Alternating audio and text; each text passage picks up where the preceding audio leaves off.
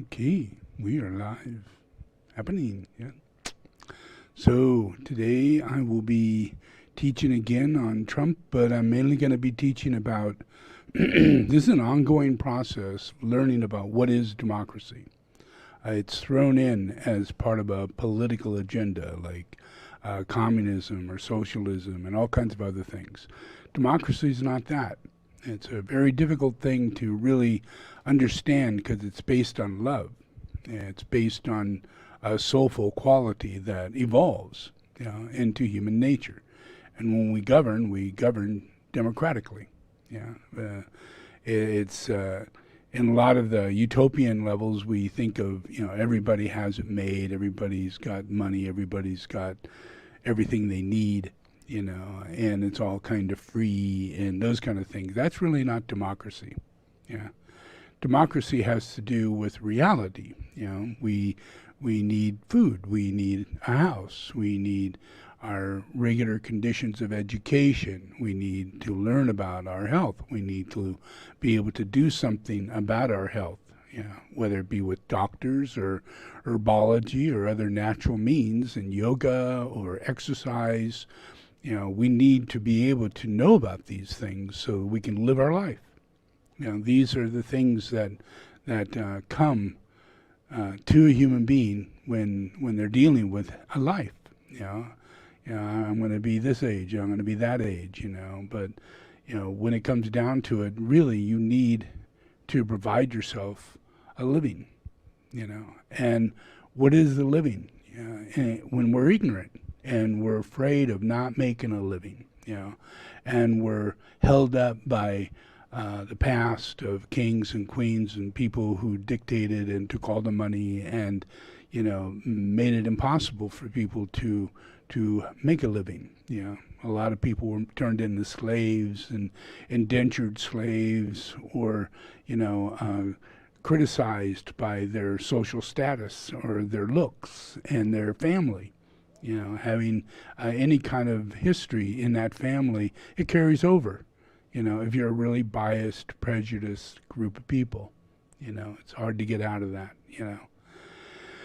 So a lot of countries are afraid of whether or not they're going to lose respect, because in time, that's about all you had. You were poor, you barely made it. And the main thing you didn't want is to be embarrassed. So if your child did something embarrassing, you almost wanted to kill the kid, hide it, run it into a closet. If it had issues that were not social, it was embarrassing. If they were interested in other people, that's not social. It was an embarrassment. And no matter what country you're in, no matter what religion you have, a lot of times this embarrassment thing comes in, and it really holds, for a long time, it holds over you your lack of ability to seek life, to even study or, get a direction, So, but you have to live your life. So while we're in life, we become materialistic. It's our survival. We become more addicted or culturally aligned to what food is, and how much food can we get, and then the culture of making that food and the identity of that food. So it almost becomes nationalized, like you think of Italy, pizza, spaghetti. You think of Japan, Japanese food. You think of China, Chinese food. You think of, Africa, African food. You think of anything of culture. Quite often it goes into the food, because they have a lack of ability to actually spread their wings that far, and not get stuck in their bias as to their culture. So this leads to a sense of nationalism, or pride for your country. And that could lead you into communism or socialism, or your belief in your king and your queen and your nation, your kingdom. Or if you're in another country and you're seeking some kind of freedom, then it's your country, it's nationalism. Yeah. So I'm from Denmark, or I'm from Sweden, or I'm from, different areas, and you get that in people. That's a part of their lack of growth. We haven't yet developed a real understanding on a planetary level, on a global level, what it's like to be a human being, and how we survive.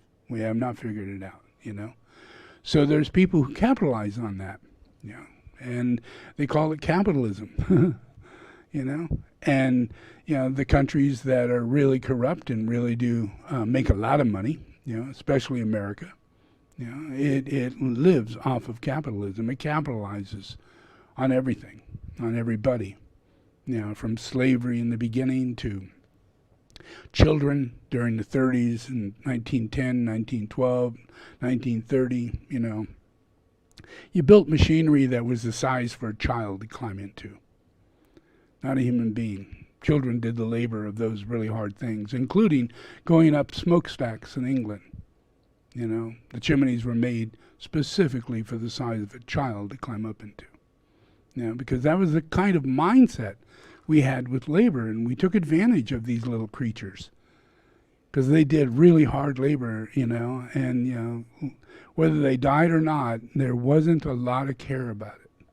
It was about God and the machine, making money, materialism, and taking advantage of people. But that just happened naturally, just happened naturally, So when we get to wars where they enslave people and they terrorize people and they kill people and they do all those things, it is part of this energy. It's part of this process. We have not ever learned how to live.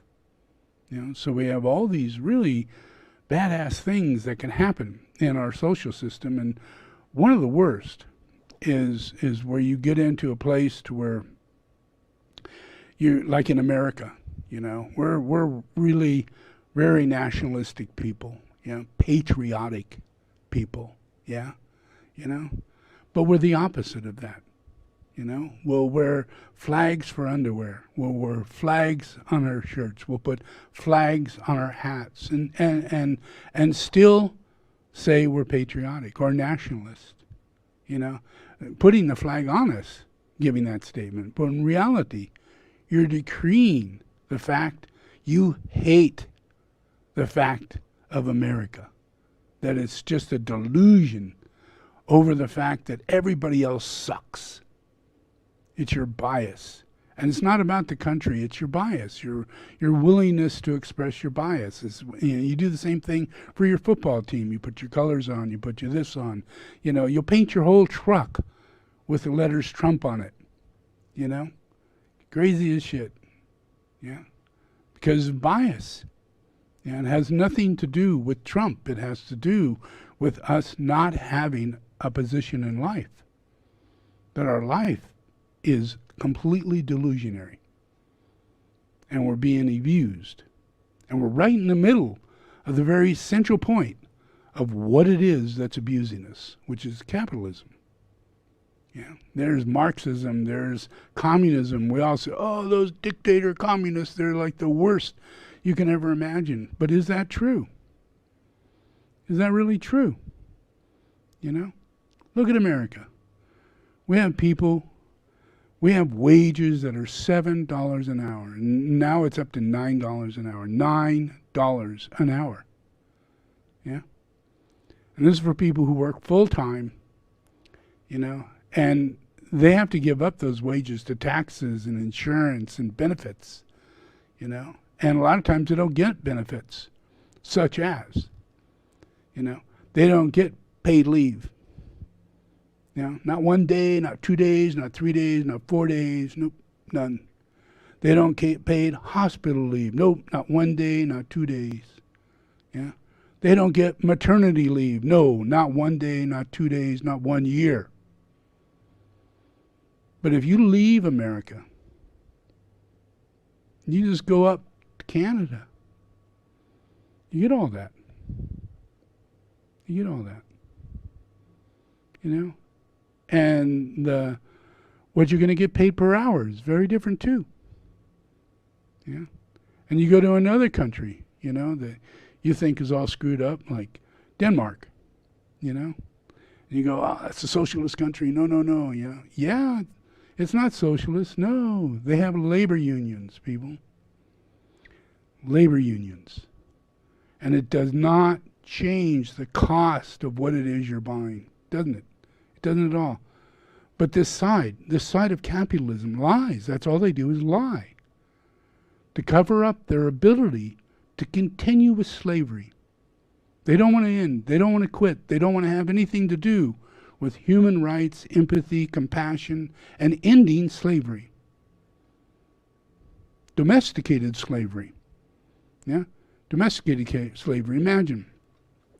You're a person who wants to work in a restaurant, you know?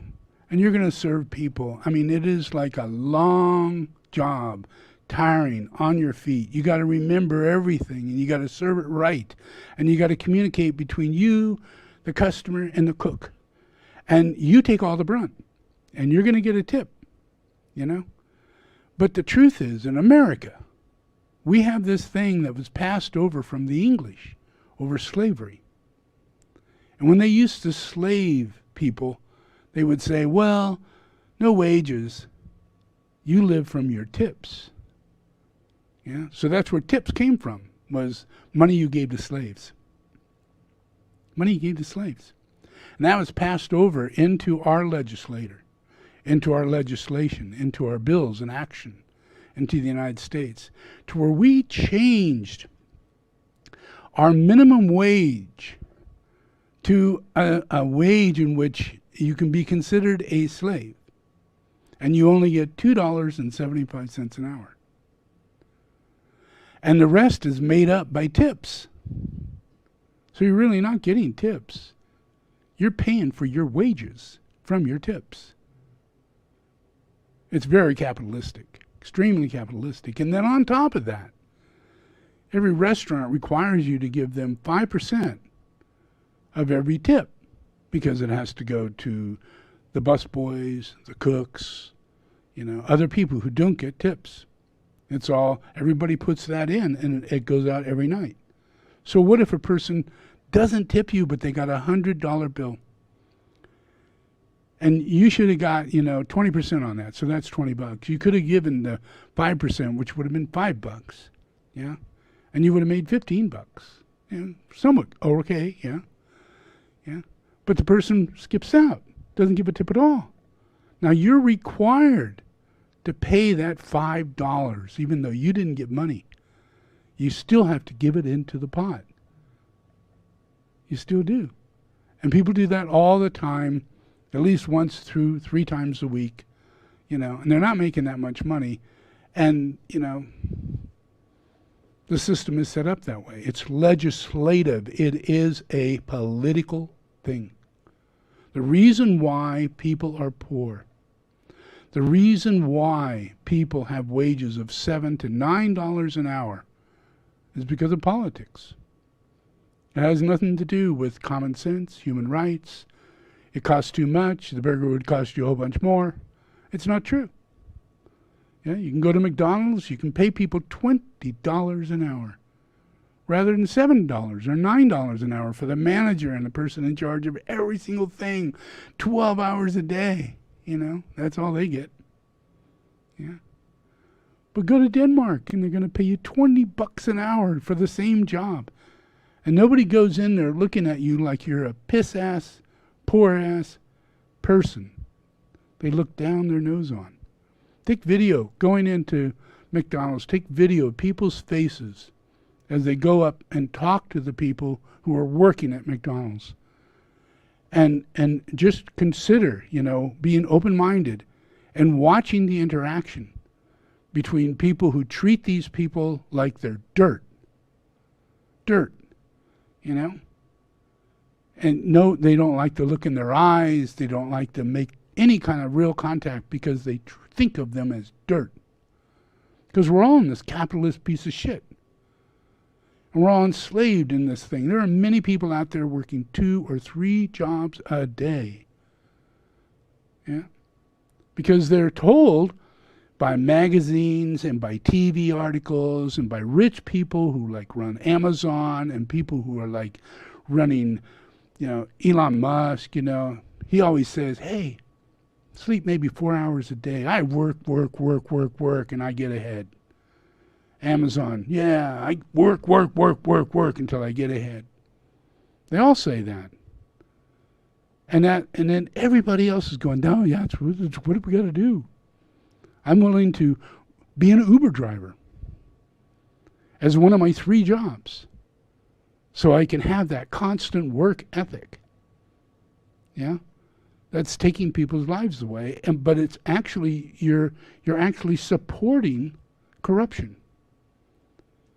It's like, we're in a drug-addicted society, and just by you going, oh, you poor thing, let me give you some drugs. You'll be okay, stay on drugs. Just supporting it, not doing anything about it. So what do you do about it? Yeah?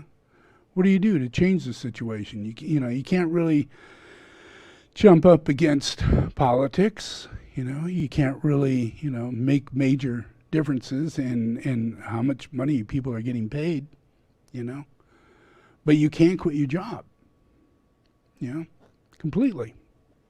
Yeah. And you can live a lot lighter for a lot less and be a minimalist and not follow this whole line of thought, which is propaganda. Yeah, you're going to get it on the news. You're going to get it on TV. You're going to get it in magazines. You're going to get it on Twitter. You're going to get it on Facebook. It's everywhere. It's there to program you to work. Needlessly work. And then hate it, and go from job to job to job, which is what a lot of people do now. Because the work sucks and the amount of money that you're getting sucks. Yeah? And what you're doing isn't paying off. And then we get into a situation where we have the coronavirus. Now it's important for us to become minimalist during this time. Stay at home. We can't spend money. We don't have money. So we have to really shorten what we got. A lot of people moved right out of their high expensive apartments. Moved right out of New York, out of San Francisco, out of LA, out of major cities. They just left overnight, leaving those buildings empty. All in March. They didn't wait till June, July, August, because they didn't want to take a chance. They didn't want it on their credit report. You're better off running than being evicted. Yeah? You're better off. It's just the way it works. And they know that. Yeah? So an enormous amount of people left. Now, if they take that opportunity and go get someplace, go get a van, go get something that's going to help them survive at a low cost and start working on the issue of developing crafts, developing skills, learn how to do something with your mind and your hands, get your soul activated in your life, yeah? Provide a service, begin making income from that, and your income and your needs go down dramatically, yeah? And you find that you're a healthier person, you're a wiser person, you're doing things, you have time, you're camping more, you're hanging out with your kids, you're doing all the things you should have done. And everybody talks about it. Oh yeah, don't waste your life until you're 60 and finally do what you should be doing. People make movies on that stuff. Yeah? And it's real. But the problem is that we have propaganda.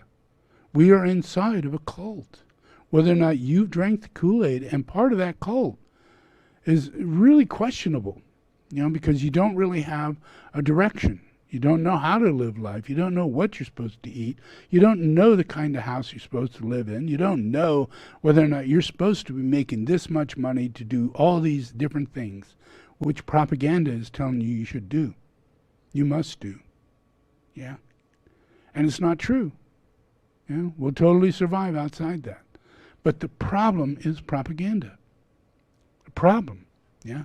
Imagine you've got people out there who were born in the 70s and the late 60s, who are right now in their 50s and early 60s, you know. And they're the people who are voting for Trump. You know, they're dumber than a stump. You know, their interest in life was shut because they were born at that cycle of time. They had the Bee Gees, you know, they had, you know, then it was going to heavy metal, you know, and then it was, you know, they just shut it all off. They shut it off. They didn't go into the computer. They didn't do this and that. And if they did, they went to Twitter. They went to Facebook. All things that propaganda was leading them to do. Oh, you're an old person. You should go on Facebook. Oh, you're an old person. You should get on Twitter or Twit or whatever, you know. Because that's what these people do. That's how we stay in touch with the family, you know. And it's not for that reason at all. It's so that they can get programmed by people like Trump so he could use that medium as another form of programming, yeah. And they went even bigger than that. They really went really, really big. And it was the most wealthiest people on the planet who started the programming. And they created what was known as Fox News. Fox News. One of the richest guys, one of the biggest guys in the putting together of cable, you know. He put 25 million people set up to watch Fox News, bam, all of a sudden the same day. They didn't have to pay for it. Cable didn't have to pay for it because he owned it. He just made Fox News and then made them famous overnight. And what they were is that they're a propaganda organization for Republicans in order to establish an illusion that they are the spokesperson for humanity. So they have Washington background behind them, the flag, Washington, D.C. Every single person who talks on Fox News has a background of being at Washington. And many of the people who go out of there actually work for them. You know, like the one who's the secretary for Trump. She comes from Fox News. Yeah. And all these people that are out there on their own programs, you know, on their own daily programs, putting out the same propaganda, all started on Fox News. Yeah. And now they've got their own radio program. So people who are in a car and a home and listening, they don't want to listen to truth. They want to listen to something that goes along with their fear. All the biases and prejudices of why things are bad, yeah, are all put out by Fox News.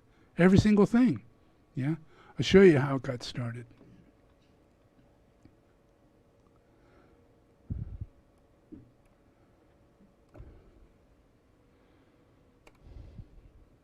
Then, in 1996, a media mogul named Rupert Murdoch hired Roger Ailes to head up his new project, Fox News. This selection was very intentional. Roger Ailes had been active in both TV and politics for decades, acting as an aide and advisor for both the Nixon and George H.W. Bush administrations, coaching them on everything from what ties to wear to how to spin certain policies for the media. Ailes was a talented and devoted propagandist, and a master of media manipulation, and he had big plans for injecting the Republican Party into mainstream American thought. Years after his work constructing Fox News, a 318-page trove of documents was unearthed from the bowels of the Bush and Nixon presidential libraries. This collection, simply titled A Plan for Putting the GOP on TV News, dated back to the 1970s, and detailed Ailes's plan to build a pro-GOP news operation to be run out of and partially funded by the White House. Even back then, Ailes understood the potential for TV news. He said, "People are lazy. With television, you just sit, watch, listen. The thinking is done for you." When he was brought on for Fox News, Ailes chose not to hire experienced journalists, and instead constructed a team of inexperienced partisans he could count on to read his pro-GOP scripts. Ailes himself was rabidly homophobic, racist, and completely without journalistic integrity. Together with Rupert Murdoch, he built a faux news media empire that today is the most profitable in the country, in no small part thanks to Murdoch's massive investment to pay cable providers to air their network. This was unheard of. Normally, a cable company would pay networks to license their shows. Fox News did the opposite, buying their way into 25 million homes. Ailes praised Murdoch's move, saying, "This is capitalism and one of the things that made this country great." He was right about it being a pure expression of capitalism, but I think most reasonable people would disagree that being able to dominate the airwaves simply by virtue of your extreme wealth is a good thing. This is when the right-wing propaganda machine really took off. The pro-war, anti-union, anti-regulation party now had a dedicated state media outlet. Fox News immediately set to work branding themselves and the Republican Party as the ones looking out for average Americans, railing against the coastal elites and intellectuals, dressing themselves in patriotic imagery and declaring themselves defenders of freedom in the face of creeping socialism. These weren't new talking points, but putting it on TV for 24 hours a day was a new approach, and it worked. The key was not only selling themselves as the good guys, but casting everyone who was not them as the bad guys, people who were out to steal your freedom and invade your suburban oasis. They're not satisfied with spreading the chaos and violence into our communities. They want to abolish the suburbs altogether. This forced rezoning would bring crime, lawlessness, and low-quality apartments into now thriving suburban neighborhoods. Fox knew their market: nervous housewives, the uneducated, and the elderly. And that's not to say that Fox News viewers are stupid. It's an indictment on a predatory propaganda network that uses fear as a motivating tactic. Fox picked out the demographics that identified as proud Americans and set to work trying to convince these people that the others were coming to destroy everything that makes our country great. In this way, patriotism, the love and support for one's country, was twisted into a defensive position instead of a passive feeling. Democrats are trying to ban Christmas, buy our American flag blankets to show them real patriots aren't afraid, and on and on. But this doesn't explain how self-proclaimed patriots become nationalists. Sure, their patriotism has become warped and reactionary, but what causes the transformation? Long story short, time and the exploitation of traumatic events. Fox News has only been around for about 24 years. A lot of people my age can remember a time when their parents seemed less scared, less xenophobic. That's not just a natural change. That comes from them living in a time before Fox News and then suddenly being bombarded with fear-mongering and right-wing propaganda 24/7 for over 2 decades. Time can do a lot to normalize things, and many older people have simply accepted Fox News as a valid alternate perspective on reality, when its explicit goal from the very beginning was to act as a propaganda outlet. But Time wasn't the only culprit in turning millions of patriotic Americans into spiteful nationalists. After 9/11, Fox News ramped up its pro-America, anti-foreigner rhetoric, feeding on the fear and uncertainty of this new era. Suddenly, all brown people were suspected terrorists, and of course we had to invade Iraq to bring them freedom and democracy. Even after it became common knowledge that we had started a war under false pretenses, Fox News and the new wave of conservative radio talk shows kept feeding their audience bad information, smearing the Middle East as a primitive hellhole, Europe as do-nothing socialists, and South America as full of failed states. The United States was the last bastion of truth and freedom in the world. Of course, these propagandists, including other news networks, left out some key details, like the fact that the US had destabilized the Middle East for generations, killed innocent civilians, including school children and people at a wedding, and captured and illegally tortured people in secret prisons. And that's just in the Middle East. American media will never report on the dozens of coups we've orchestrated in Latin America, overthrowing democratically elected governments and installing dictators like Pinochet. Fox may be the most obvious example, but news networks from CNN to ABC to CBS all play a critical role in maintaining the myth that America is the greatest, freest nation on earth. Since 2001, there has been a huge shift away from passive patriotism to active nationalism. But where news networks excel in putting out a polished, seemingly factual message, they lack one critical thing: the personal connection. Some talking heads get pretty close. Tucker Carlson has the "I'm just like you" act down to a science, despite the fact that he makes $6 million a year to parrot GOP talking points. Most news networks are big productions. Lots of people, flashy graphics, very visual driven, and they can't travel with you on your commute. Talk radio hosts can. Glenn Beck, Rush Limbaugh, Bill O'Reilly, Mark Levin, Newt Gingrich, all one-time Fox personalities who, for whatever reason, whether sexual assault or becoming too radical even for Fox News, have had to leave and start their own one-man shows on streaming radio, can go wherever you go. They can talk to you in your car on the way to work, or to get groceries, or to pick up little Tinsley from ballet. It's just you and them, one-on-one. No chyrons, no breaking news alerts, no boring weather updates. Just you, the host, and pure, uninterrupted ideology. When you consume content around other people, it's just entertainment or background noise. But when you're alone with the host, it becomes almost like a friendship. You feel like you know the person, like they're a trusted advisor. The more you listen, the more their ideology melds with your own. When there are no voices of dissent or alternate opinions, you begin to accept everything they say as fact. And that is very damaging. For older people, this is the equivalent of the YouTube fascism pipeline. On YouTube, a young person will watch a video by Joe Rogan, then will get recommended one by Steven Crowder, then Ben Shapiro, and then suddenly their homepage is full of the most baseless, toxic far-right content imaginable. For older people, it was watching news in the evening, then Fox News debuted and caught their attention, then the network got more radical and added extremist primetime hosts, then some of those hosts broke with the network and started their own shows, and now that extreme content is available whenever they need their fix of fear and anger. This is where we start to see the metamorphosis from nationalist to fascist. Traditional media gives you the shot, fear of other countries, followed by the chaser, American exceptionalist nonsense. Talk show hosts take it one step further and make you hate the people you fear. Muslims, black people, gay people, cultural Marxists or elites, which is often code for Jews. Antifa, immigrants. These subgroups are not only bad, they're actively working to dismantle America and steal your freedom. They'll often use tactics such as one I like to call Schrodinger's immigrant, where immigrants are simultaneously cast as both lazy welfare recipients and hyper-productive job stealers, or Antifa are described as both whiny snowflakes and terrorist super soldiers. This doublespeak is present in all instances of fascism throughout history. You have to make your people hate the enemy for their perceived moral failings, but also fear them.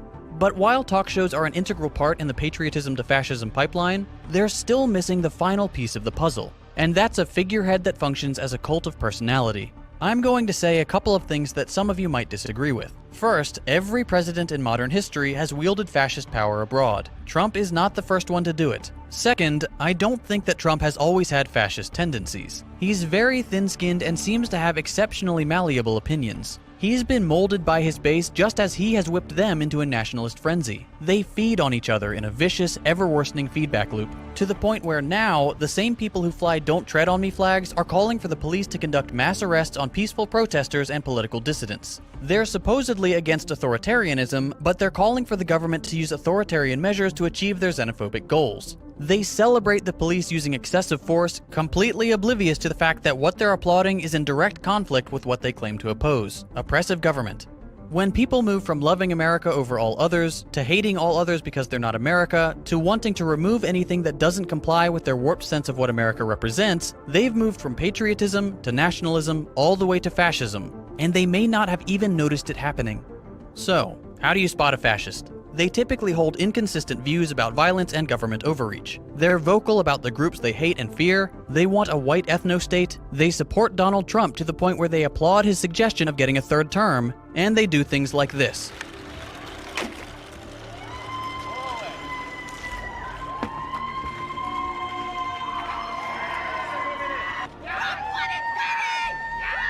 Freedom! Fuck Bellagio! Take the mask off!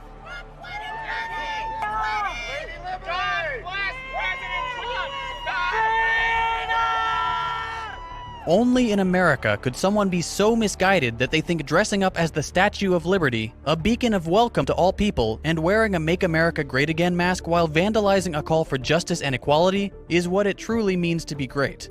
It's hard to know how far along your loved ones are on this spectrum, and it's even harder to watch people you love turn into hateful shadows of their former selves. But a conversation could go a long way towards derailing that process. There are ways to tell if someone you care about has fallen into this pipeline. If they consume content that makes them feel attacked or marginalized by a different ethnic group, sexual orientation, or other immutable characteristics of other people, if those voices are calling for war or for the jailing of citizens for holding dissenting opinions, if those networks or personalities sell shady products like brain pills or useless powders, it's probably time to say something. There's no guarantee you can drag your loved ones back from this toxic whirlpool of propaganda and fear-mongering, but it's worth a shot. Every time fascism has arisen around the world, the people later reported thinking, it can't happen here. But it can happen. And it is. As I expect.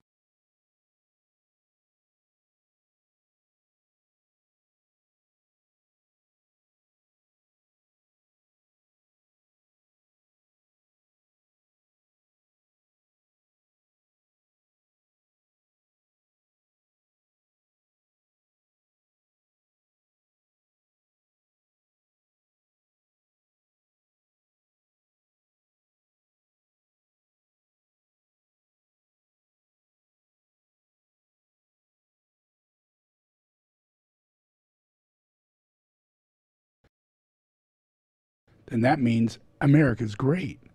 Yeah? And that's what it's all about, to be a nationalist. Yeah, and that's what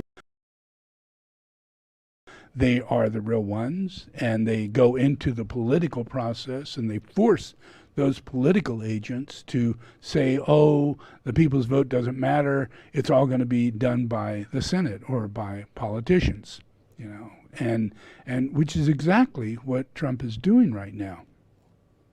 So in your education, God's doing this for you to help you better understand the situation at hand is a very dire situation. Very, very dire situation. We're talking about fascism. We have a dictator who wants to be a fascist dictator, and he wants to... here we are in democracy land. Yeah? If that happens, we lose our entire economical foundation. First thing that goes is your entire economical foundation, because in a fascist world, they're so self-centered that they'll have no trust toward all other nations. Any economical connection, any agreement that may happen, any of that, a dictator, a fascist dictator, they want to literally force the other countries to work for them and provide them their needs. Yeah, and you could see that in Trump. He goes, well, you know, I'm not going to do this for you, and you're going to pay us a whole lot of money. You owe debt. You know, I'm here as a bill collector. He does that to Germany. He does that to Canada. He goes to China. He goes to Russia, you know. He does nothing in Russia because he wants to. He's already got a deal going on there. But in China, you know, he's doing everything he possibly can to get the deals to move his way. So everything has to do with his fascist ideology, yeah? And he really loves other dictators who are made it past the having to be a fascist, because already their system has been controlled by other dictators, you know, whether it be North Korea or Russia or China. You know, so his process and our process is to learn from this. You know, we need to learn from this. And in order to become a dictator, in order to be a fascist person, you have an enormous amount of impurities. But you can't go into China and find out the personal public life of a dictator. You really can't find it, you know, because it's so secretive, you know. You get all the lies. You get propaganda 100%, yeah, but you'll get no information. No person will you know, squeal on the dictator and tell any truths. Yeah, because they know their head's going to be cut off. They know their family will be destroyed. They know everything will be destroyed. It's a hostile situation if you go against that dictator in any way and you try and find out personal things. So here we got Trump, yeah? This guy won't tell us anything. He won't show us his taxes. He's raped many a woman, and he has been sued by those women way before he ever went up for election. But yet, because of the propaganda, and here we are in a nationalist country, and this guy, he's rich, and being that we're capitalist, we're programmed into this cult. Capitalism cult. Yeah? You can see it everywhere. You know, people are in a capitalist cult. Yeah? And they're stuck in coal mines, and they're stuck in poverty, they're stuck, and no one's going to help you. You know, because we're in a capitalist world. And in a capitalist world, no one's going to help you. Nobody. Yeah? You know, you go to the hospital, now you got insurance? No? Okay, well, you know, why don't you wait over there? You know, we'll see if we can do something. We'll get a lot of forms together and, you know, maybe get you in, you know, probably transfer you to some other place. You know, somebody who says, I'll accept this person who doesn't have money. You know, you get treated really horribly if you don't fulfill all the things of the system. Your insurance, your you know, whether or not you have credit cards, whether or not you have credit, you know, whether or not you pay credit, you know, all your bills up. Are you paid off in all your bills? Every single thing in capitalism puts us in an illusion that we shouldn't be in this condition. as though this isn't the condition we should be in. So then we go, well, God, why can't you get me out of this? Why can't you give me a raise? There's really no hope for me to get outside of McDonald's and get a better job. I am living with 2 other people I don't even know, so that I can have an apartment and not live on the street. And I work full time. And I'm 43 years old. And I went through college. This is a lot of people in America doing this. Because they're in a capitalist world. So what do we need? We need unions. We need unions. We need people to stand up for people. We need lobbyists to be kicked out of Washington. No lobbying whatsoever. There's no reason for lobbying other than capitalism. The people who lobby are there not to help anybody. You can lobby for schools, but you won't be lobbying for better pay for teachers. You'll be lobbying in order to make sure the teachers don't get paid and that they get more responsibility. And their schools don't get fixed up, and they don't get new schools, and they don't get new tools, new advanced situations as the years go by. Every 3 or 4 years, the whole class has to change dramatically. You have to go buy old books. You have to go buy all this crap, all broken stuff, bad desks, no air conditioning. Let alone the teachers pissed off and tired. And stressed out and paid so little. And that is what is going to be for you after you graduate. This is I'm looking up to this person, my teacher. And that person is in poverty. But they're not going to teach you that stuff. They're going to teach you nationalism. They're not going to teach you to stand up for your human rights and make sure that you go for labor. And you get rights for labor. And you get people paid $20, $22, whatever the cost of living is. You have to raise the price of living to wages. And then you have to do everything you have to do in order to lower the price of housing. Get rid of old houses and build low-income houses. That don't have 20 bedrooms. Don't let millionaires build mansions. It's not a socialist thing. It's a common sense, non-capitalistic thing. That allows us, like if Amazon had a labor situation to where people had a union in there, and if Elon Musk, who is the biggest capitalist you'll ever meet, he's so against paying people, he's so against putting people in right relationship to what they're giving. He just isn't there for that. He's there for getting on the moon and being one known for getting there. He's there for being the 3rd richest man in the world. He's there for all those things, but he's not for the people who work for him. And we have to learn to do that, because if we take this psychological bullshit propaganda of capitalism and our best of our best go to that consciousness, we're not growing out of it. We're going to carry on more problems down the road. We got to fix them.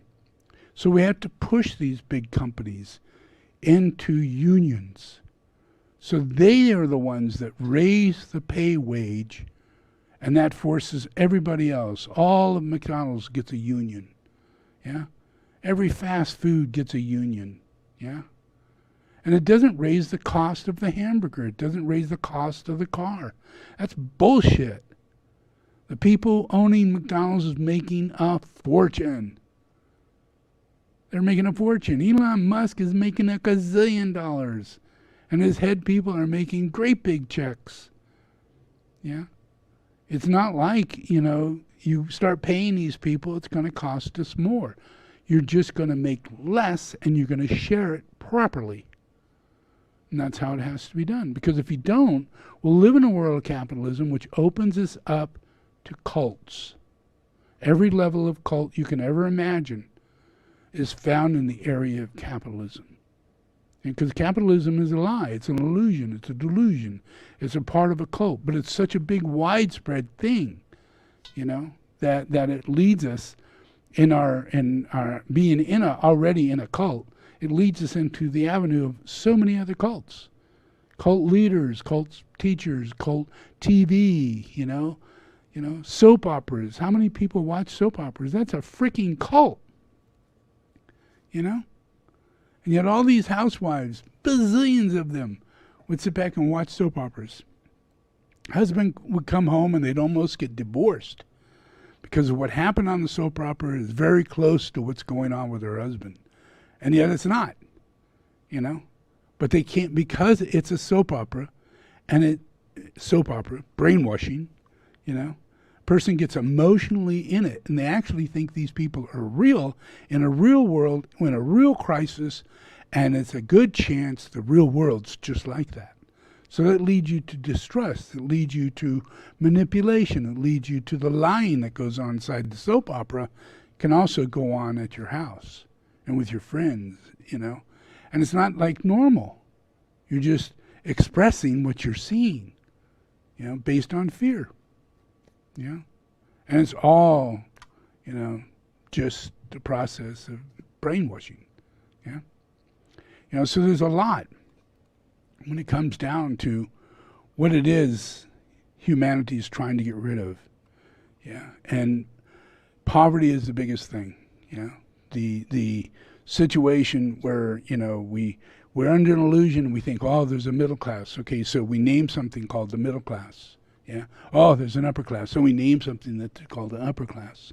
There's a rich. Well, we name something called the rich, And it's an illusion. It's a lie. It's just a place for you to be standing in such a place that you can look down thinking that you're looking down at the class below you. But no one's in any different situation. It's all a lie. It's all illusion. It's all corruption. It's all manipulation. And it all feeds your emotional body.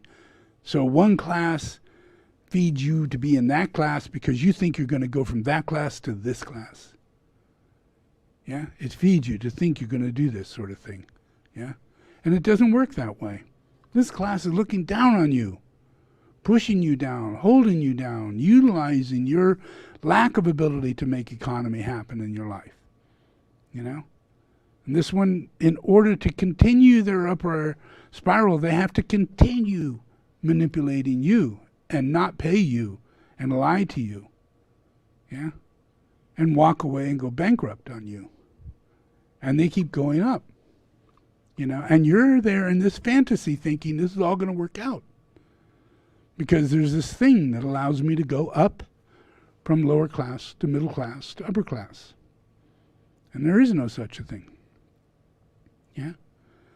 So the whole process for us to deal with this is that we have to come to some form of truth.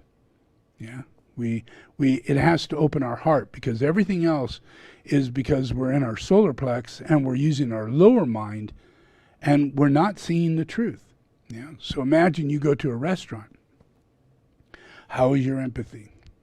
You're in reality now. You're in a restaurant, and you're going to order something, whether it be, a burger or fries or whatever. It's going to cost you, say, $30. And at the end, you're going to leave. Are you going to give a 20% tip to this person? $30. Are you going to give more than that? Because you actually know we're in a capitalistic world, and this is the lowest paid person you're going to meet today. The person who served you.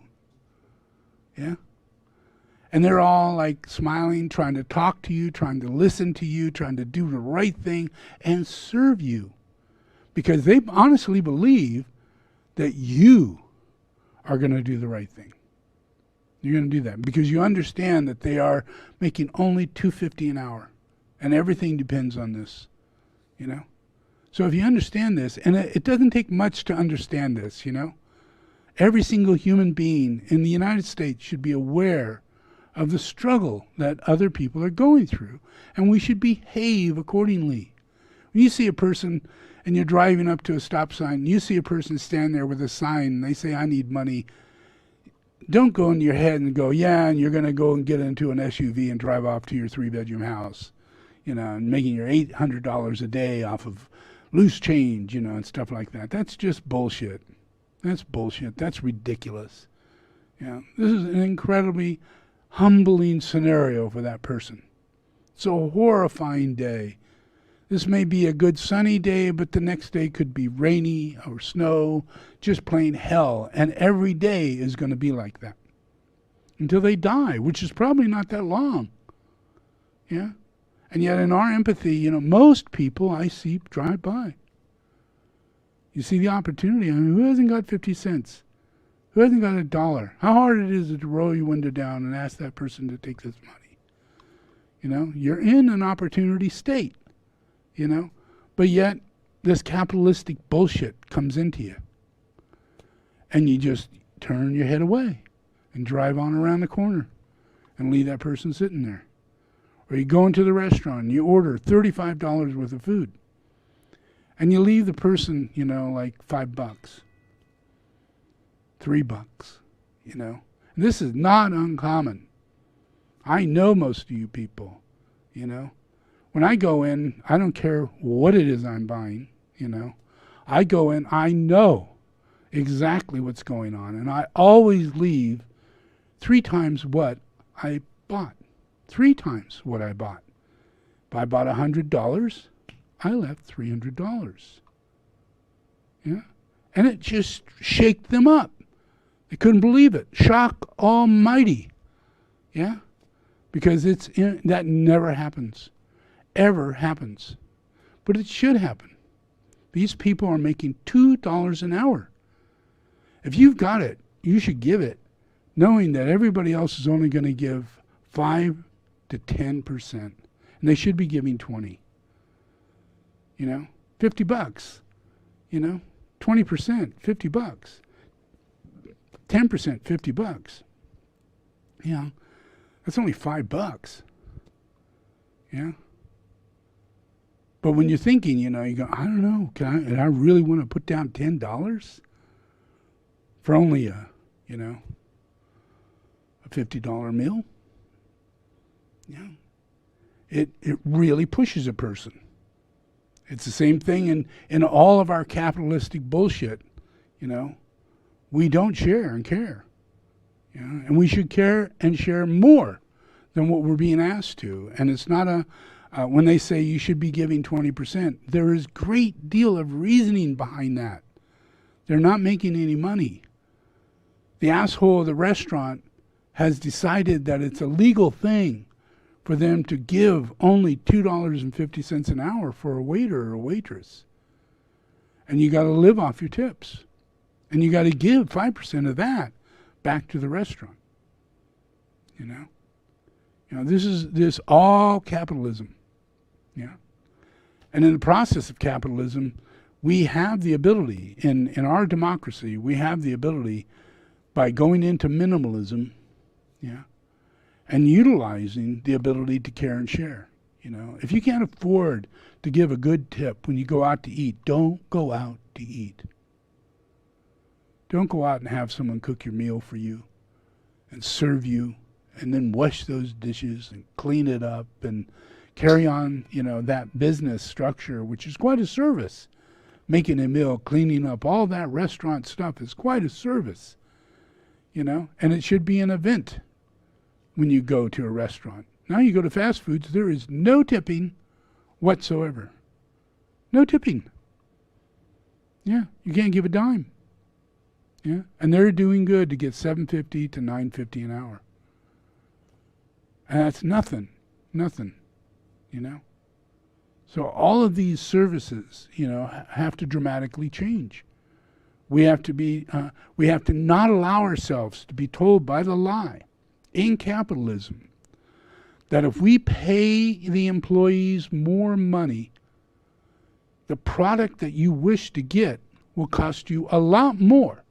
And it's not true. No, the profit the owner wishes to get will be less. But you should still get the same quality of product at the same price, having nothing to do with the employee. Because the markup is dramatic. It's way beyond, an employee's, $10 an hour, $15 an hour wages. The outcome of what they're selling it for is always dramatically higher. Yeah. So you can't go that way, Yeah, you can't. Yeah. And it moves us that way because we're watching and listening to the wrong things. Yeah. If you watch the news, if you talk to people and gossip, and you go through this process and you're not really getting the truth, finding out what are the real wages out there and what are people really going through, and you minimalize yourself to where you're not stuck in that process. Yeah. Because a lot of people would be better off not being waiters, not being in that industry, and not thinking that this is, because it's just a carrot on a stick. The whole thing, it just super sucks, So if these people had independent little scenarios and they were just to whip it up and sell it out and, a little cart or something like that and make their own business, that's an entrepreneur attitude. When you're an entrepreneur, when you're a person who's doing your own business, that's when your soul comes into play. Yeah. But when you're working for someone else, you're weak. Yeah. And you're playing the weak card. And capitalism is pulling you down on that. Yeah. And anything you could do for someone else, you could do for yourself and be paid for it the same way you're getting paid for it for doing it for someone else, and you're not getting paid for it. Yeah. Someone's getting paid. You're not. Yeah. So just take the same skills and get your head out of your ass. Yeah. Yeah. Because this negative thing pushes humanity into a process where they're like an ostrich sticking their head in the ground, and they don't see the problem. And because they're listening to bullshit and lies, the propaganda that comes from the news, the propaganda that comes from movies, from music industry, from all kinds of things. Yeah, it just leads us into deadening our ability to understand these things, because it leads us into a more capitalistic life, where we should be going minimalistic, dramatically minimalistic, and cutting out an enormous amount of financial needs, and be able to do things, at your rate of what you spend money on and what you can produce to make money should be much higher than your spending, you're producing. Yeah. All you got to do is get moving in that direction. Yeah. And after a while, it begins to roll over to the other side. You're making more than what you need. And you minimalized everything, and it's just the way God works. God works in a harmonic reality of bringing people into right relationship in life. Yeah. But these isms, these processes of us thinking that it's okay, to not share and care. When you drive along and someone's standing there with a sign, you do nothing about it. Your opportunity just passed you by. You have no idea what a little act of kindness does in the world. You may be, saving a child or saving a nation in an act of kindness, where we're spending all of our time not being kind. And look at the world. It all adds up. Yeah. So capitalism is all about not being kind, and being ripped off and being put in a position as though we're thankful for the opportunity to work 12 hours out of a day. Oh, I'm so lucky I got 3 jobs, and I work so hard, This is all going to end up in the end, I'm going to have, a career, and I'm going to get ahead, and all this kind of stuff. All this delusionary stuff, keeps piling up in people, and you watch the news or you watch a movie or you listen to what Elon Musk says, and you think this is how you become what that man is. And it isn't. people are put in the positions they're in because there's a play of God going on. Yeah? And we need to help people get out of capitalism and step into minimalism so we can experience democracy. Yeah? Because true democracy is a place where our consciousness is at such a level to where we understand the need to help people who run businesses run those businesses. Yeah? If you let a monopoly or a company be the only controlling agency behind that reality, and there wasn't a conscience behind it, there wasn't a value system behind it or anything like that, a law that governs how it's going to work. If you had a restaurant and you didn't have someone go in to make sure that it's clean, make sure that they have 3 sinks, to wash and rinse and clean, all these things, and make sure that they know the protocol of behavior and how it works. If we didn't have things like that set up, and we get that from our history, we get that from sharing what we've learned from what causes disease or what causes a lack of hygiene causes this problem. Yeah. And we shouldn't run a business that's causing unhealthy effect on people who work there. Yeah, we learn all that as time goes on. Yeah, so as we apply that, and we do that with rules and regulations, and that's the right side of democracy. Yeah, democracy understands through compassion and empathy where changes need to be made, and you support people to make changes outside of their corrupt nature. Yeah, so that maybe they would clean their kitchen more often. And okay, they won't pay anybody, then let's get labor unions in there. Yeah?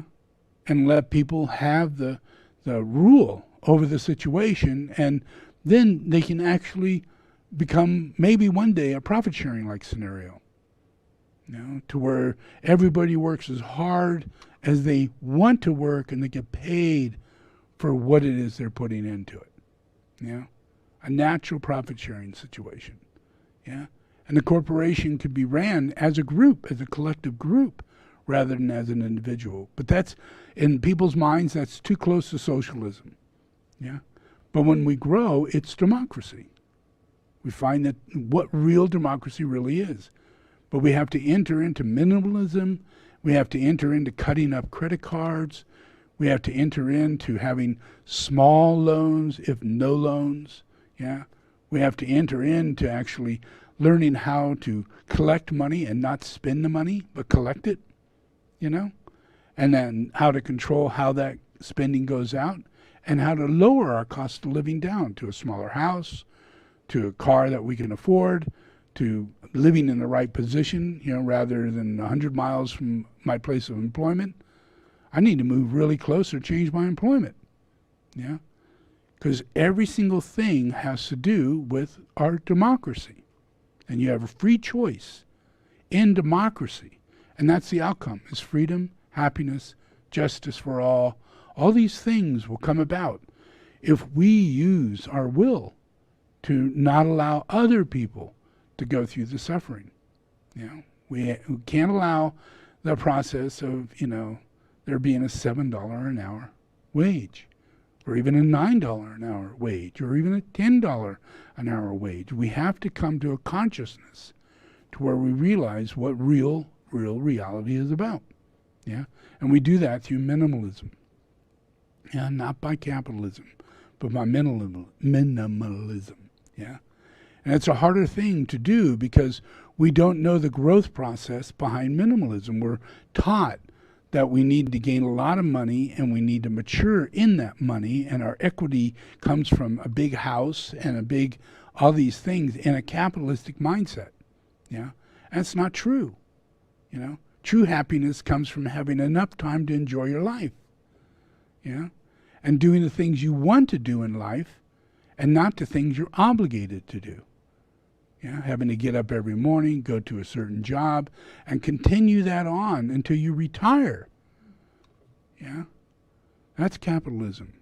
Yeah, working in a coal mine is capitalism. We don't have a way out of this shit unless we decide this is not right. Yeah, And to do that, if we go minimalistic and we decide not to eat in restaurants, yeah, we decide not to read bullshit books. We decide not to watch bullshit news. Yeah? We decide to look at it on YouTube and see what they're saying, but see it in the truth of how it's being said. So it's a learning process rather than, oh, I believe that for sure. You know? You have to have a wide open scope of the information that you're getting, because your soul will direct you as an interest for your own growth. Yeah? But if you have only 5 or 6 services of news and 10 or 20 services of TV channels, CBS, ABC, NBC, and all these different bullshit TV shows that come on, you know, from soap operas to, you know, you name it, all crap, all bubblegum. Nothing makes anybody happy. Yeah? Just bullshit. Yeah?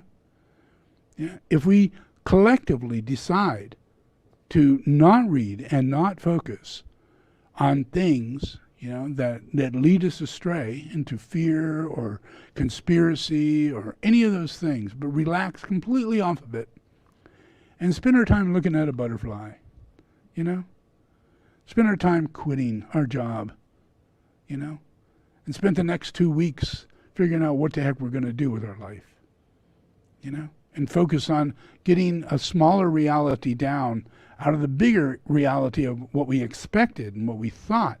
All these things, yeah, as we start to let those things go, you know, we're emanating out into society. Because right now there's an enormous amount of pressure being put on the solar plexus by a cult. We nearly lost a presidency from that solar plex, from that delusion based on fear. QAnon, conspiracies, all of it based on that. And they're all saying, we don't want, a dictatorship. We don't want, and they're saying this about Democrats, about Biden, and yet the people that are doing all this, even the people who are stopping the vote, even the people who are trying to change the vote, and they're the ones saying they're doing it. They're trying to change the vote. They're stopping the vote. They're corrupting the ballots. They're corrupting the people. And yet none of that is in truth happening on the other side. And it's all happening on the side of the ones that are saying it. But because it's propaganda, you don't hear it in that way. People who are in the cult don't hear it in that way. They hear it as an affirmation. Yeah? Because all it is just talk. A lot of talk. Propaganda talk. Brainwashing talk. Affirmation talk. And that's your solar plex. Yeah? It's lower mind, lower interest, based on fear. I told you so, kind of things. When you think you're going to win a bet, or you think all these things on a fake identity of reality, like gambling and drinking and doing drugs for long periods of time, when you think you're going to end up enlightened, or you think you're going to make it through being an alcoholic and it's not going to affect you, or you think, all these different things that you do in your life, and your brain is telling you, nah, don't worry about it. Don't worry about it. It's not true. And those are all brainwashings. Yeah? The mind does that to you all the time. And they use this programming process to use those weak aspects of our brain to get to us, so that we'll follow suit in a reality of a conspiracy. Turn a conspiracy that doesn't exist into an existing conspiracy, as though they're changing the software on computers for voting, or they're doing all this weird stuff in voting. They're saying it, they're making things about it, but it actually is just making a conspiracy out of thin air, out of nothing. Yeah, but because it's being said it on an astral level, it's as real can get. Yeah. So people, they take it as reality. Yeah. And they take it as though you are possessed and you can't see it, because it's such a solar plex thing. It's such a lower psychic emotional thing that they believe it's absolute. Like, if you ever met anybody who's really religiously dogmatic, they'll get right in your face and they won't stop saving you, until finally you agree, okay, shit, Jesus, yes. Take me, I'm yours, would you leave me alone, Yeah, and there's nothing in that one, but when it comes down to this sixth ray, that's everything. That's what those people do. They get right in your face and they force people into an action, an emotional reaction to an action. Yeah, so it's an enormous amount of energy before we get to democracy. Yeah, democracy is an outcome. It's not something, where we're sitting now, we're going, oh yeah, we're a democratic country. This is what we are. It's not real, It is a focus of where we're going, but it's not something that we've achieved. Yeah, what we've achieved is fascism, and we elected a fascist. Yeah, and we are very close to very bad times that comes from this fascist. If he doesn't go to jail, he will create a great big fascist organization. He'll have his own news company. He'll get on the radio all the time, talking all the time. He'll have people out there representing him, saying, getting ready for 4 more years, we're coming back, da-da-da-da. This whole thing will go on unless he goes to jail. And there's no reason why this man wouldn't go to jail. Yeah? Imagine he's a rapist. Yeah? Not just any good old rapist, the kind that just rapes women because they're drunk or they're angry and they're hostile and do the things that they do as a really bad guy, Well, what about if it's because the kid looks like your daughter, and you can't hold back and you really have this extreme desire to have sex with your daughter, so you're going to go to a guy who gets kids, brings them in, puts them makeup on, clothing on, puts their hair on, and has them play act for rich men so that they can have sex with little girls who they are the desire in their mind. Whether it be some kid or some actress on TV, some desire body, a relationship to have sex with a child. And it's his case, Trump's case. It's his child Ivanka. Yeah. He wants sex with her bad. So he hires this girl, a 13-year-old girl, and goes through a rape scene with her.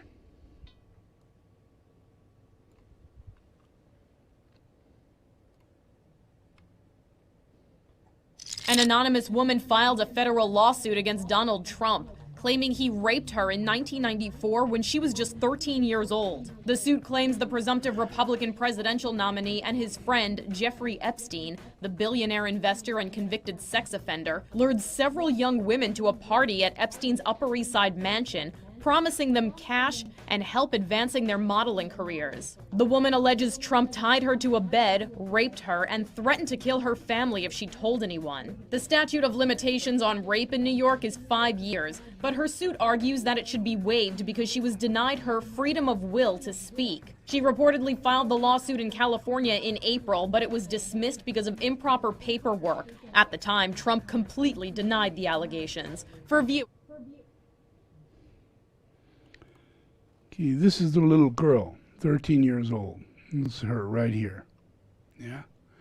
And this is her statement to the police. Life changes because of that, then so be it. But the American people need to know what they're dealing with. If I had the chance to talk to Donald Trump, I would run the other way. I'm scared of him like I've never been scared of anything else in my entire life. I can't explain it to you, but the fear of him even being in a next room, I have a panic attack. The last encounter that I had with Donald Trump, Tiffany approached me about a rape scene that was supposed to be played out, and I didn't like the sound of that at all. But Tiffany assured me that it wasn't going to be, if it was anything I wasn't comfortable with, we could stop. That she would be right there, and that it wouldn't get out of hand, and that it was a fantasy, like it wasn't really going to happen. And so I told her that I would. She basically, I mean, Tiffany was always nice to me. It wasn't that I trusted her, else and I wouldn't always trusted her or done what she asked me to. But she was there, and he came in, and I was basically tied to a bed with pantyhose. And he tied him, and they were so tight it hurt to even like lay there. And I tried to say something, and it was like, he just, shut up, shut up, bitch. It was basically like he was being really, really rough. And I understand. It just didn't seem like a fantasy. And I started to get scared, and he was, basically like ripping my clothes off, and I was actually I got freaked out. I told him that I didn't want to do this. I was, so I screamed over for Tiffany. She was like, Mr. Trump, she's only, this is scaring her. And he's like, oh, you shut up too. He just turned into this animal. It was like a completely different person. It was like everyone in the room was scared of him. And I was, it was like I couldn't do anything about it. And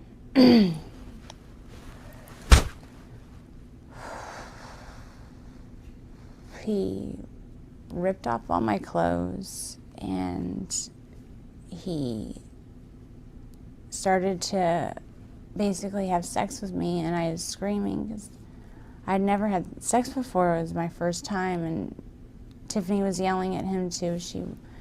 She was saying that I was a virgin, and he told us to just shut the fuck up, and just basically took my virginity while I was crying and telling him to stop. And that's basically begging for him to just stop.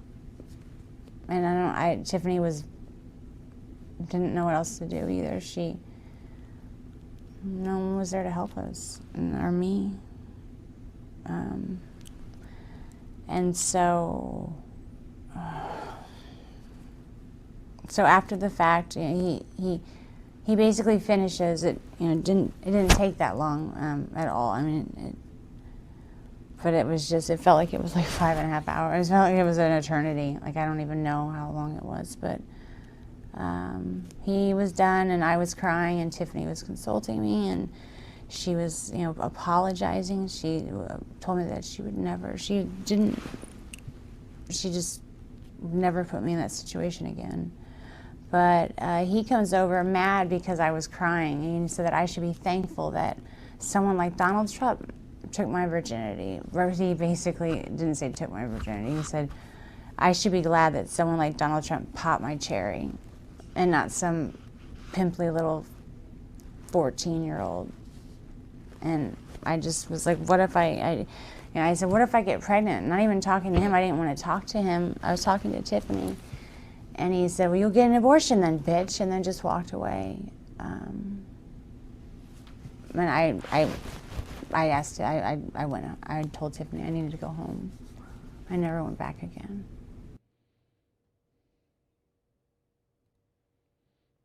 Yeah. So I understand, cults. I understand people, evangelists saying this man is me, the reincarnation of Jesus Christ.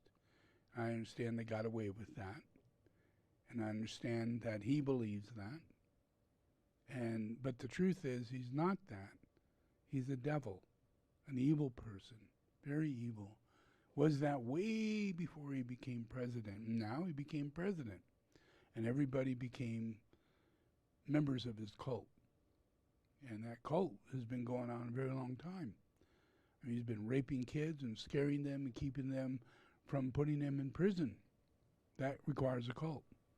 Cult leader has power over people, and they don't go against the cult leader because they think he's superior, a little low.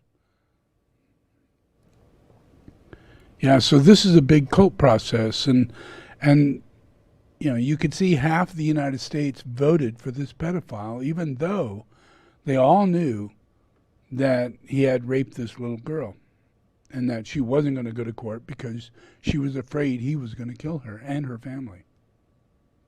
She is scared, really scared. Listen to this.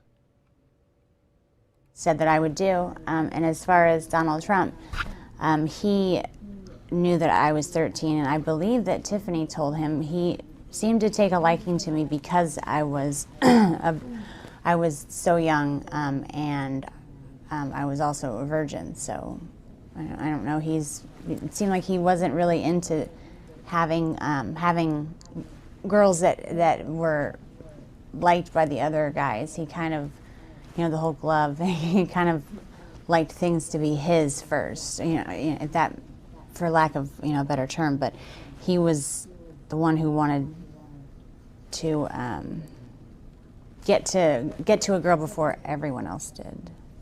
Donald Trump knew that I was 13 because the first night that I was there, Tiffany actually suggested that she had a whole bunch of different wigs, and I expressed interest in them. I always told her that I would love to walk around with blue hair, and so I tried some on, and there was a blonde wig that she said that looked great on me. So I wore that wig, and Donald Trump had specifically asked about me because I remind him of his daughter, and she said, well, she's 13 as well.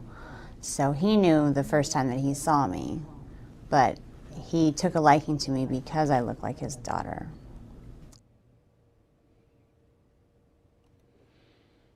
Yep, that's your president. That's the guy who will not leave office, Why won't he leave office? It's not 100% over the fact that he the dictator who's crazy and won't leave office because that's just his nature.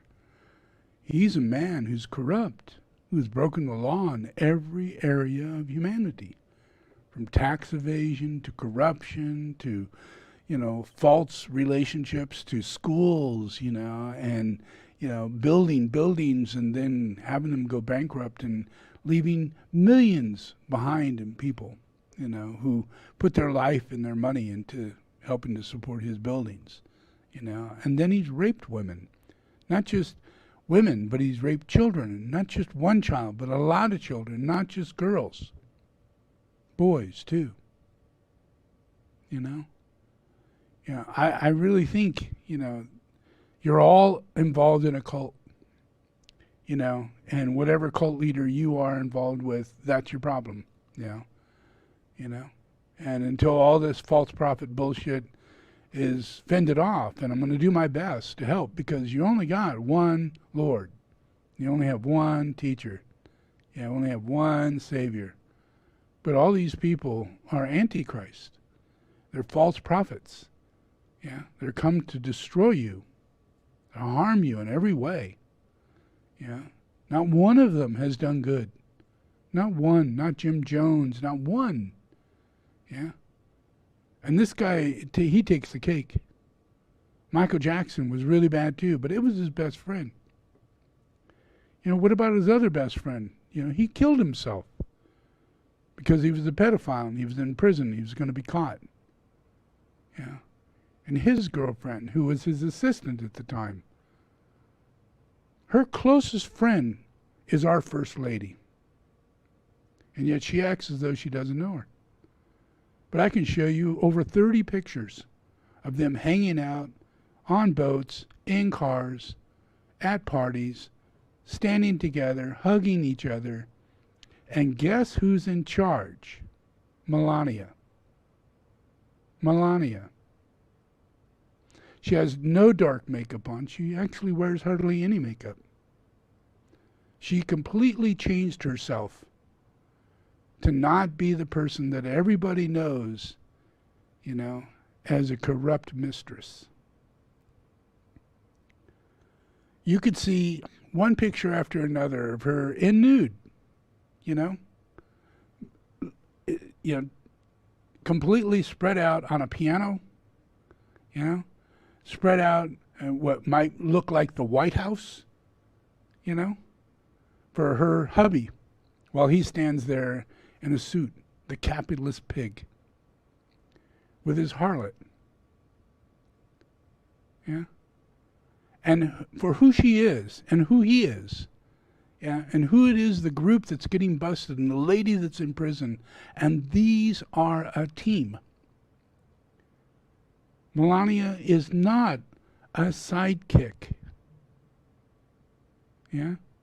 She plays a big part in the process of perversion and human trafficking and the suffering of humanity.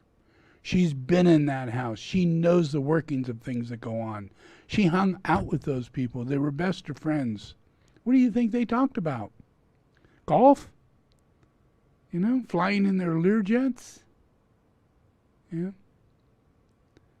Yeah. The process of the corruption that was going on at that time is all a part of what it is he's going to be walking back into, his wife and his children. They have an enormous amount of illegal scenarios coming in that comes from democracy, people. And if it wasn't for democracy, we would not put them in jail. Because democracy is justice. But this is not justice. We're in a world situation to where we are in a cult that keeps us from justice. It tells us lies and untruths and corrupt stories, yeah? As though Melania has nothing to do with it. As though she has no sexual perverted quality whatsoever like her husband. As though she doesn't. All you got to do is look online. Look for Melania in the nude. Yeah? And these are not Photoshop pictures. They are the common Melania presentation of her perversion and how she presents herself in that way with her husband in social situations. People know her as a harlot. Yeah? And they know him as the evil devil that he is. Yeah? He's the guy that does this.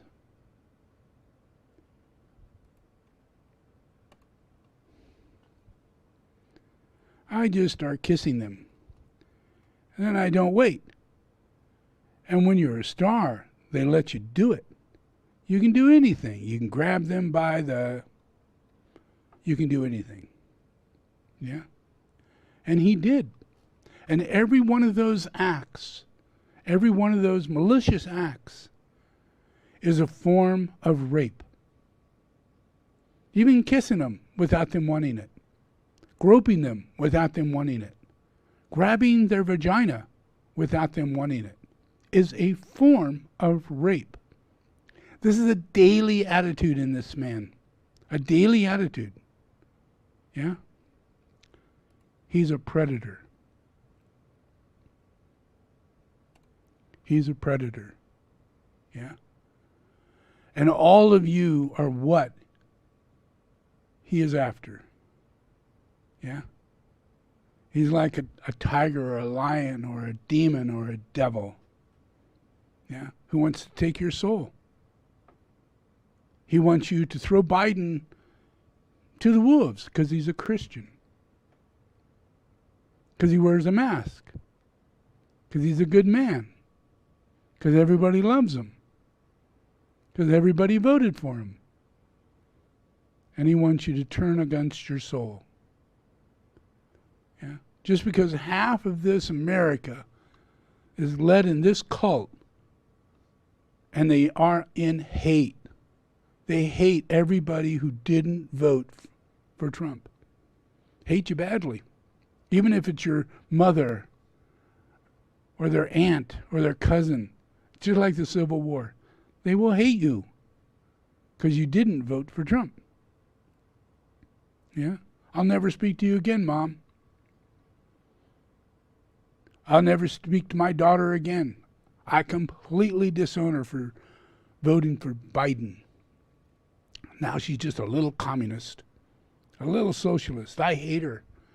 And it's just everything that the programming puts in them goes off toward their loved ones people that they should be caring for. But they can't, because they've been put into this conspiracy, this cult. Now, the other half of the whole United States, it needs to be beaten up and not tolerated and forced to realize that Trump's the real president. Yeah? Unless we do the right thing. The only way we can cleanse this thing, clear this thing, is through the honest truth. And bring in this false Messiah. Yeah? This biased human being that does so much harm to everybody. Take him to court. Yeah? And let the courts walk it through everything, through taxes, gazillions of dollars. He can't even go back to New York, because that's where he's going to go to jail. Yeah? If he goes to New York, he can't leave New York. They won't let him. There are people he raped there. There are people who he has stolen money from there. There's processes of enormous tax evasion there. There's the German bank. Everything he wants to not be involved with is stuck in New York. And that's just a small portion of the door that he's going to be opening the moment he is out of office. Because while he's in office, he has certain legal statutes that keeps us from being able to subject this guy to the court system. But the moment he's out, he has not one of them that he can depend on. Yeah. And it's up to us. It's up to humanity to do our best to see the outcome of circumstances that come and stand up for these kids. Stand up for these adults. Stand up for these people that have been raped, people that have been ripped off, people who, through their bankruptcy, his bankruptcy, has ruined people's lives. You know, tens of thousands of people. Yeah? If we can turn the tide on that, have him pay him back. Have him pay him back. Take all of his money, liquidate it. All of his places, liquidate them. Pay these people back. Yeah? All the boys and girls who he raped, give them lives. And then put this man in prison for the rest of his life. Forever. For the longest time that he will live, he will spend in prison. And from that, we will learn to close the book on a cult. Yeah? Because after a while, society, less than 2% of society will stand up for that cult. And it will dwindle away over the next 15 to 20 years. And even Fox News, and as it's already happened, they have been receiving the light of Christ and focusing upon the delusion of this false prophet. And they won't stand up for Trump, and they won't stand up for the lies that's coming from QAnon and many other places. Now, it's actually, doesn't matter about the money, it's the time of Christ. Yeah, and that's democracy. Yeah, so it's this process. You know, learn from it. You know that it's not over with. It's not until January 23rd or something. That's a long ass way. Yeah, noon. Yeah, and he's gonna drag it out all the way. You know, I've seen the pictures. You know, check this. Just relax. We're gonna make America great. Don't you worry. Yeah. It'll end up that way. You know, I doubt if he's going to walk out, you know. I've seen many people who drag their heels and are pulled out by their cuffs and slowly but surely, you know. Some who have to be put into a wheelchair and tied down and pulled out, you know. Others have to be put on gurneys, you know, and tied down, given sedatives, you know. There's no telling to what degree this insane person will pitch a fit. You know, he's gonna believe you've made a mistake. He's gonna believe he's the Messiah. He's gonna believe that Satan rules this planet, and the only Messiah is Lucifer, and that's what he decrees. Yeah, and it's not true. It's not true. His time is over with. Yeah, he's been caught. We need to bring about justice. Yeah, so let's make a prayer.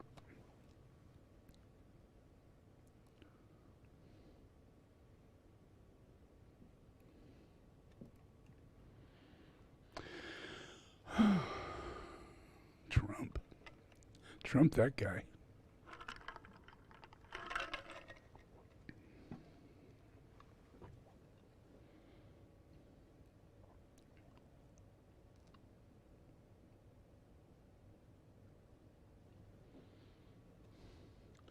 Okay, repeat after me.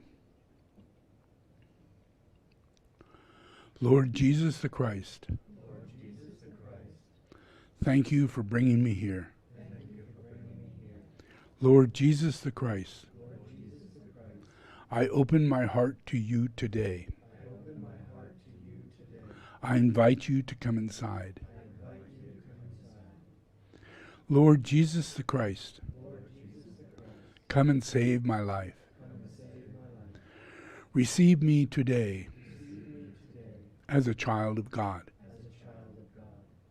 Forgive all my sins and write my name in the book of life. I give myself to you, my spirit, my soul, my body. Receive me, Jesus the Christ. Now, the devil, the blood of Jesus the Christ is against you. I command you to leave me. I don't belong to you. I am God's property. Leave my life. I disassociate myself from you. I renounce every evil covenant. I have entered in with you. In the name of Jesus the Christ, I have received salvation. I am a child of God. Amen.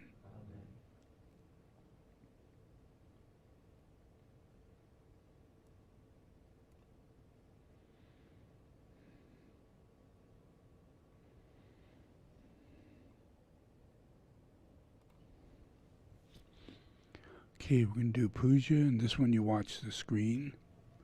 And it's the 7 rays of God. So just relax.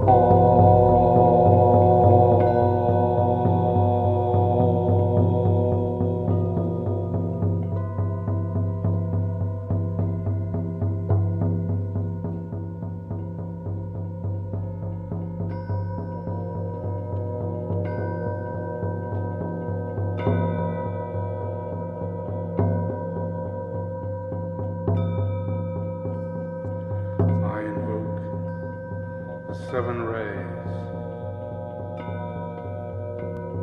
to raise the senses of humanity, take a deep breath, expressed as the soul.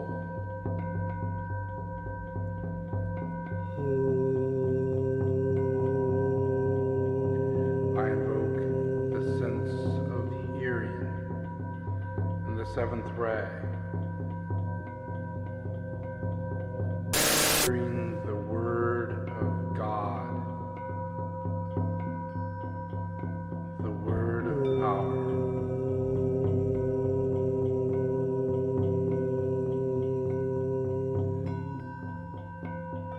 I invoke the sense of touch and the 1st ray as the finger of God.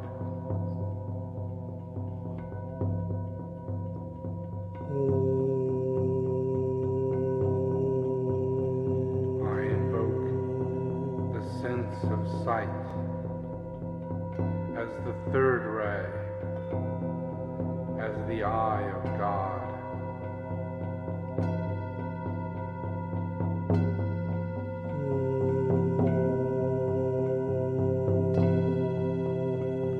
I invoke the sense of taste as the sixth ray,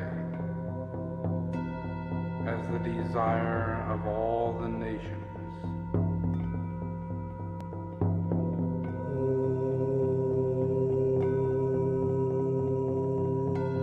I invoke the sense of smell as the fourth ray, the beauty of revelation.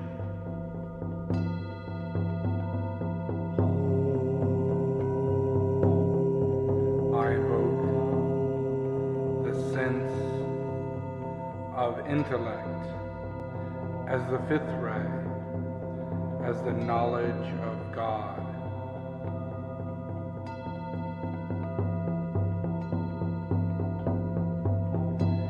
I invoke the sense of intuition as the second ray, the understanding of God.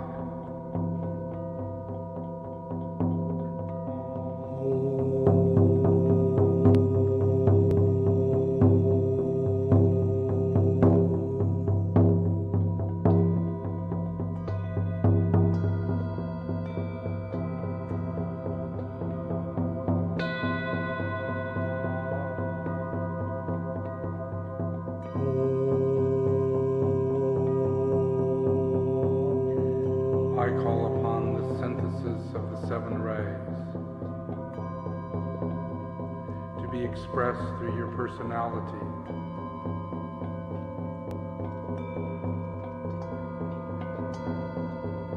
As the first ray of ideas, the mental body, the purpose, your life.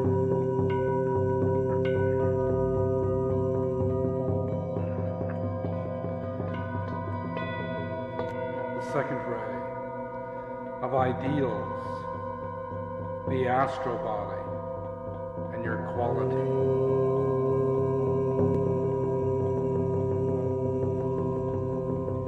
The third ray of idols, your physical body and your form.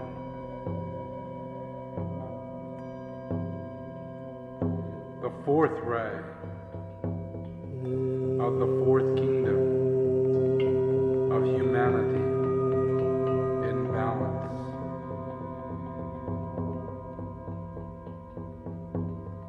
The fifth ray, the third kingdom, the animals.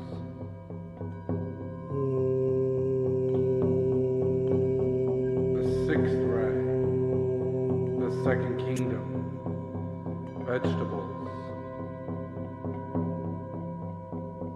The seventh ray, the first kingdom, minerals.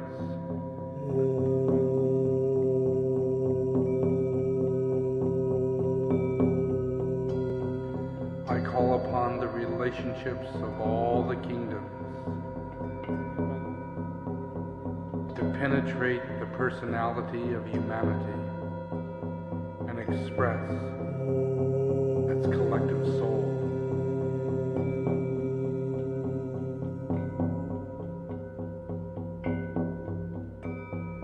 The seventh ray and the fourth ray as the mineral kingdom.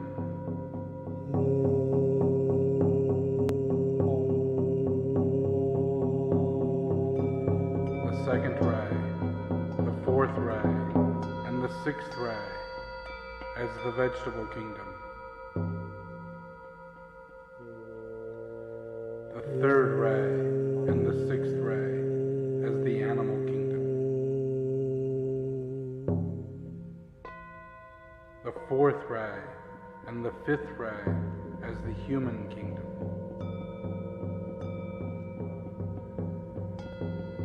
The fifth ray and the second ray egoic soul. The sixth ray and the third ray as planetary lives. The first ray and the seventh ray as solar lives.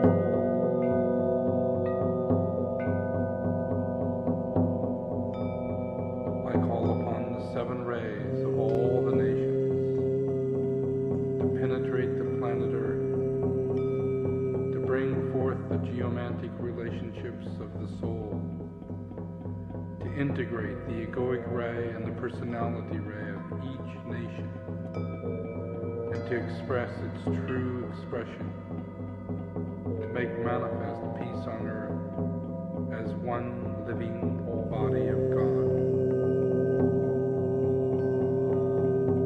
I call upon India to bring forth its fourth ray of personality and to integrate its first ray of soul to manifest the hidden light.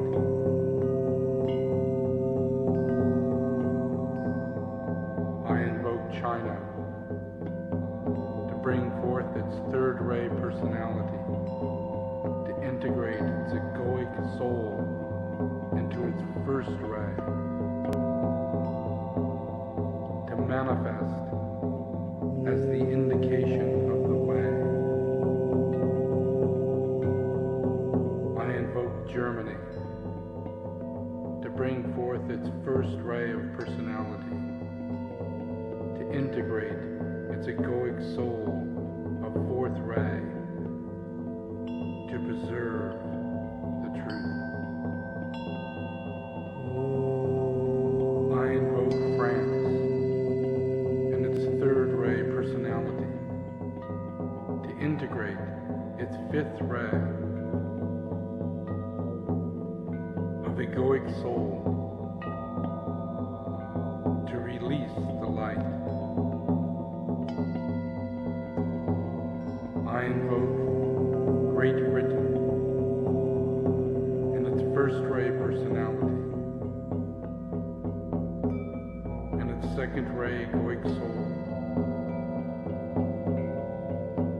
to bring forth its service. I invoke Italy and its fourth ray personality to integrate its sixth ray soul to carve the two paths. I invoke the United States and its sixth ray personality to integrate its second ray soul to light the way. I invoke Russia and its sixth ray personality to integrate its seventh ray soul to link the two ways. I invoke Australia and its fifth ray personality to integrate its fourth ray soul and serve the lighted way.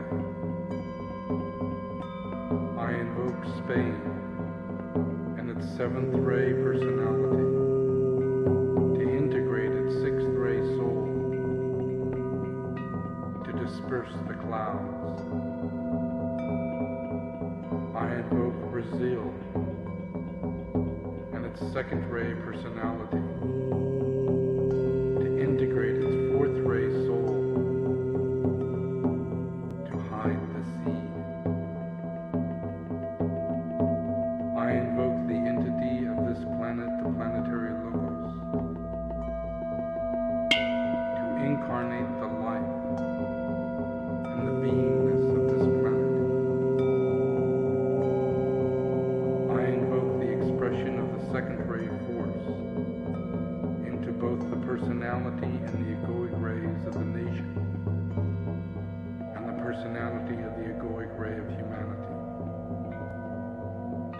its light into its healing process. I invoke the esoteric law of solar energy to make manifest the cosmic force of light, love, and peace.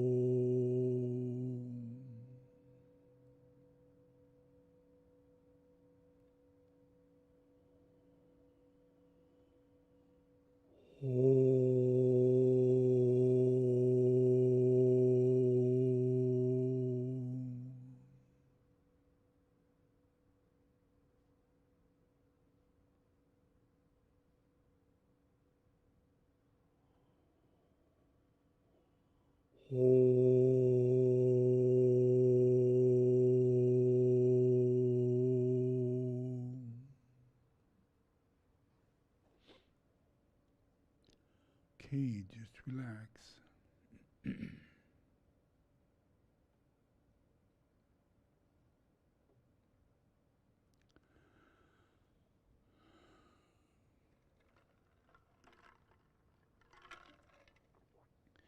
Go ahead and open your eyes.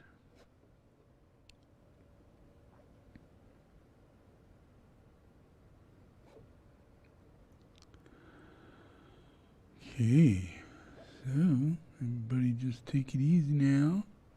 No problems too big to solve. Okay?